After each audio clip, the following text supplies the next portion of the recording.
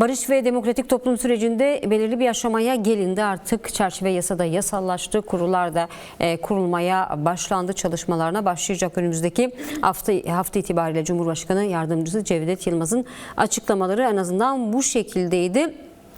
Tabii bununla birlikte orada ilerlemeye başlayan bir süreç var. Aynı zamanda tabandan da talepler gelmeye devam ediyor. Çünkü çerçeve yasa da çıktı. Ancak bu çerçeve yasa daha çok bir silahsızlanma yasası olarak karşımızda durdu. Toplumun beklentileri ve taleplerini karşılayan bir yasa değildi. Bir taraftan tutsak yakınları, diğer taraftan kayıp yakınlarının ve şehit yakınlarının da talepleri yer almadı. Tabii bu çerçevede yasada önümüzdeki dönemde oluşturulacak yasalarda yer alması bekleniyor. Demokratikleşme yasalarında tüm bu maddelerin yer alması bekleniyor. Sizle başlayalım.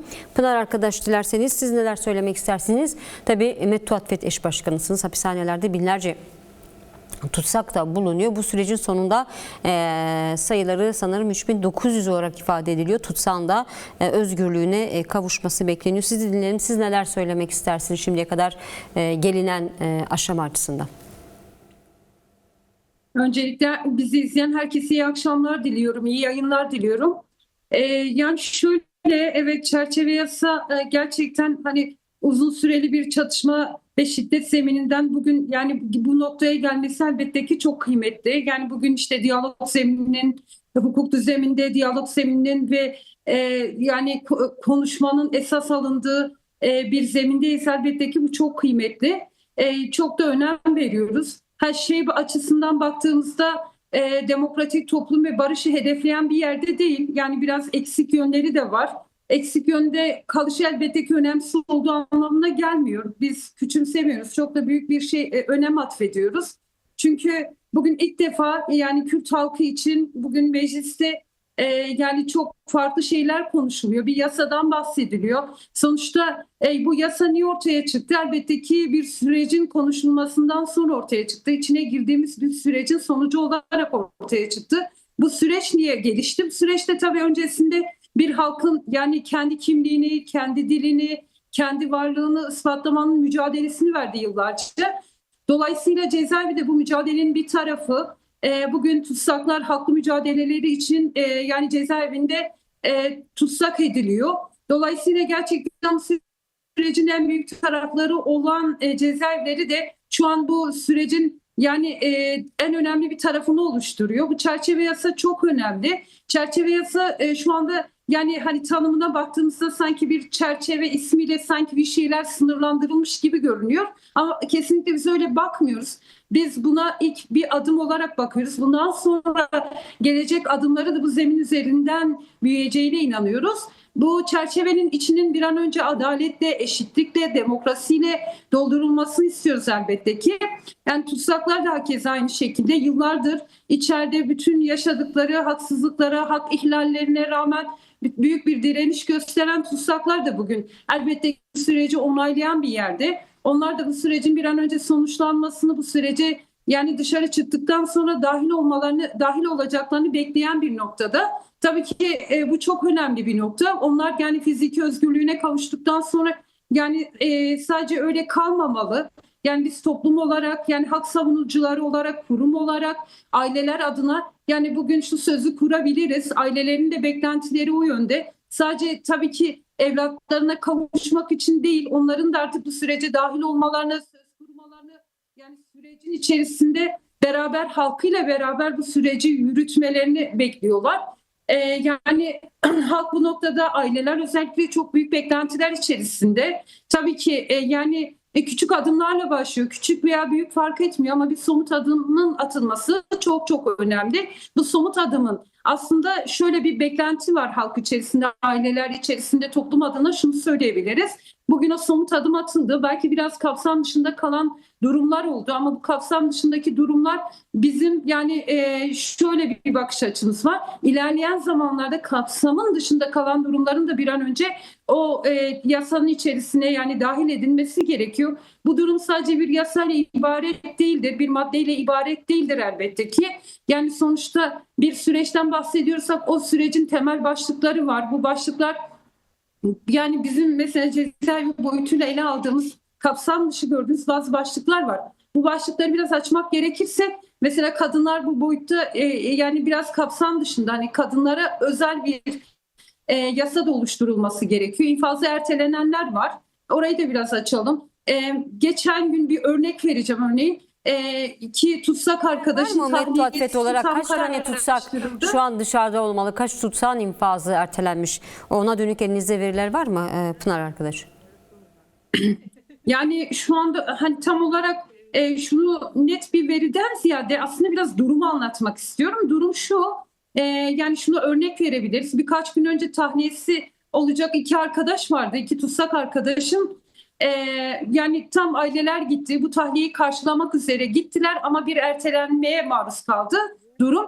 Neden? İşte gözlem kurulunun yani şeyi tutsağa işte psikoloğun özellikle sorduğu sorular yani psikoloğu böyle tekrardan yaptığın eylemlere devam edecek misin? Pişman mısın soruları. Böylesi bir süreçte tam da böyle çerçeve yasanın çıktığı, mecliste artık onaylandığı, bugün resmi gazetede yayınlanan bir boyutuyla ele aldığımızda gerçekten bu bir hayal kırıklığı oluyor. Bu toplumda bir kırılmaya, yaralanmaya neden oluyor. Tam tahliyesi olacak arkadaşların işte böylesi bir nedenden dolayı tekrar infazının ertelenmesi durumu yani kabul edilecek bir noktada değil. Çünkü barışı konuştuğumuz, demokratikleşmeyi konuştuğumuz, umudu konuştuğumuz bu süreçte artık insanların ortak bir paydada buluştuğu, bu paydayı her geçen gün biraz daha büyüttüğü bir süreçte, daha kapsamlı düşündüğü bir süreçte böylesi durumlar elbette ki toplumda yaralanmalara, ailelerde umudun kırılmasına neden oluyor. Bunu böyle bir örnekle gösterip aslında dikkati bir yere çekmek istiyorum neticede. Bugün gerçekten hani bunlar konuşulurken böyle göreceli, keyfi uygulamaların olmaması gerekiyor. Biraz daha bunu böyle dikkate alan bir yerde, biraz daha toplumla buluşturan, topluma dahil edilen bir yerde bakmak gerekiyor. Bunun için de yani o hassasiyetle yaklaşılması gerektiğini söyleyebilirim. Sizin taleplerinizi de alalım Mevduat FED olarak. Şimdi tabii çerçeve yasa geçtiği önümüzdeki günlerde artık kurulların da oluşması bekleniyor. Sizin talepleriniz nedir? Tutsak yakını aileleri olarak. Yani bizim Özellikle de Önder taleplerimiz Apo'nun şöyle. durumunu da sormak istiyorum. Çünkü tabii bu sürecin ilerleyebilmesi için sağlıklı bir şekilde Kürt hareketinin talebi Önder Apo'nun bizzat bu süreci yönetmesi, aynı zamanda Avrupa'da bulunan Kürt siyasetçiler de yine Güney Kürdistan'da farklı bölgelerde bulunan, Mahmur'da bulunan Kürt halkın talebi de süreci Önder Apo'nun bizzat yürütmesi. Bizzat Önder Apo süreci yürütürse geri dönüşlerin olabileceği yönünde siz neler söylemek istersiniz? Neden önemli Önder Apo'nun bizzat bu süreci yönetmesi? Yani bu çerçeve yasada yani Kürt Halk Önderi'nin de kapsam dışında olması elbette üzücü. Biz en başta bir kere onun gerçekten yani sadece hukuki bir zemin olarak görmüyoruz yani. Herkesin bildiği üzere bu süreci başlatan, sürece öncülük eden, hatta 93'ten bu yana sürekli bir muhatap arıyorum diyen bir noktada ve bugün muhatabının bulunduğu bir zeminde bu konu tartışılırken sadece Kürt halkı değil, Kürt halkı için değil, tüm halklar için aslında bir aktör olarak görülen, bir önder olarak görülen, bir öncü olarak görülen bir pozisyondayken bugün işte kapsam dışı olması elbette ki kabul edilemez bir durumda. Bir kere onun gerçekten hani bu işin muhatap olduğu bir yerde böyle kapsam içine girmemesi yani çözümü biraz daha geciktiren bir yerde. Onun aslında koşullarının bir an önce iyileştirilmesi gerekiyor. Yani daha fiziki koşulların iyileştirildiği, sadece heyetle de sınırlı kalmayan da yani birçok kesimin aslında onunla görüşme yapması gerekiyor. Ve örneğin bizler de yani Mevduat FED olarak kurum adına bizim de bir başvurumuz olmuştu. Bizim başvuru nedenimiz işte bizim de İmralı'ya gidip Kürt Halkı Önderi Abdullah Öcalan'la görüşme talebimiz olmuştu. Fakat o talep henüz sonuçlanmadı. Tarafımıza herhangi olumlu veya olumsuz bir cevap gelmedi. Tabii ki olumlu gelmesi tarafında bizim de bir beklentimiz var. Biz oraya gittiğimizde aslında hem aileler adına hem tutsaklar adına ve tüm bu yaşanmışlıklar adına hem yani Kürt Halk Önderi'ne bu durumları aktarmak hem onun görüş ve önerilerini değerlendirmelerini alma noktasında çok kıymetli buluyorduk ama henüz sonuçlanmadı. onun gerçekten bu sürecin bir aktörü olarak, öncüsü olarak bu yasadan bir şekilde faydalanması talebindeyiz.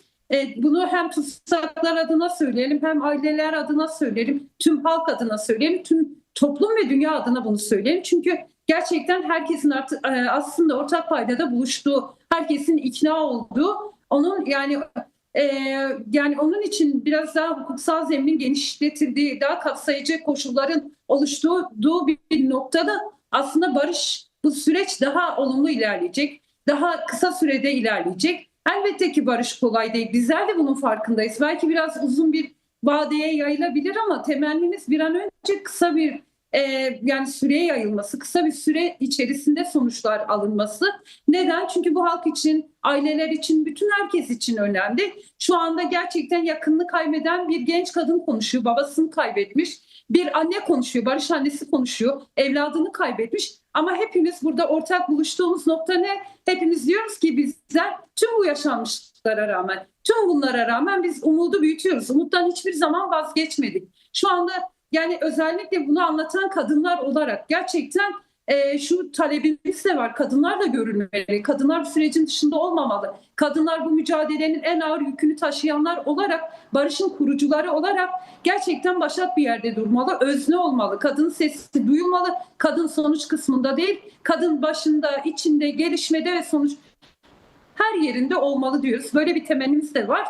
Ve yine ailelerin gerçekten acabalardan yani böyle her gün biraz daha kaygılandığı, her gün biraz daha korktuğu, yani cezaevi kapılarındaki bekleyişinin yani bir an önce gerçekten sonuç alıcı olmasını istiyoruz. Cezaevi kapılarının açılması gerçekten şunu gösterecek tüm topluma, herkese şunu gösterecek, somut adımların gerçekten atıldığını gösterecek. Yavaş da olsa, ağır da olsa, yani ağır aksak da gitse en azından kanıtlayan bir yerde olacak. O kapıların açılması gerçekten artık bir güveni tesis edecek ve insanlar, halklar, herkes yarına biraz daha umutla bakacak, umutla odaklanacak.